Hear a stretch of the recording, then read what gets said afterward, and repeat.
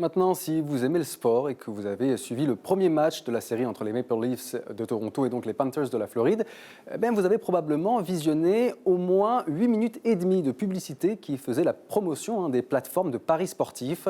Et maintenant, il y a une campagne de sensibilisation qui demande que ces publicités soient interdites. Les explications avec Yannick Lepage. Des entr'actes au segment commandité, les publicités de plateformes de paris sportifs sont devenues omniprésentes dans la couverture télévisuelle d'une partie de hockey.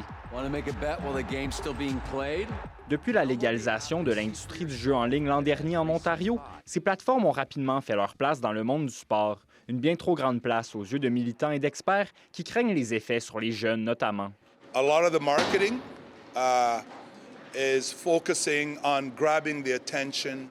Père de 3 hockeyeurs professionnels, Carl Subban soutient que ces publicités liées aux paris sportifs ciblent d'abord les personnes les plus vulnérables, celles qui peuvent être influencées par le discours de leurs idoles sportives utilisées à profusion dans ces campagnes marketing. La Commission des alcools et des jeux de l'Ontario impose un certain nombre de restrictions sur la commercialisation des jeux en ligne, notamment pour protéger les mineurs. Le directeur général de l'Association canadienne du jeu estime que bannir ces publicités n'est pas une solution. Selon lui, les campagnes marketing permettent aux plateformes d'informer le public qu'elles font partie des entreprises réglementées par la province. Il souligne que c'est un nouveau marché au Canada et qu'en ce sens, l'industrie est prête à faire des ajustements.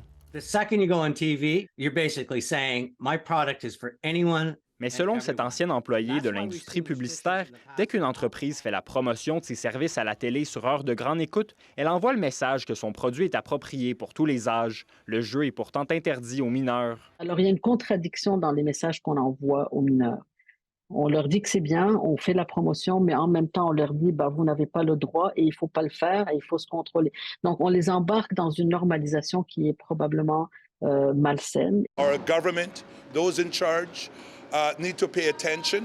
Carl Subban demande au gouvernement d'agir parce que s'ils ne portent pas attention à cet enjeu aujourd'hui, dit-il, ils devront trouver des solutions à la dépendance à une toute autre échelle demain.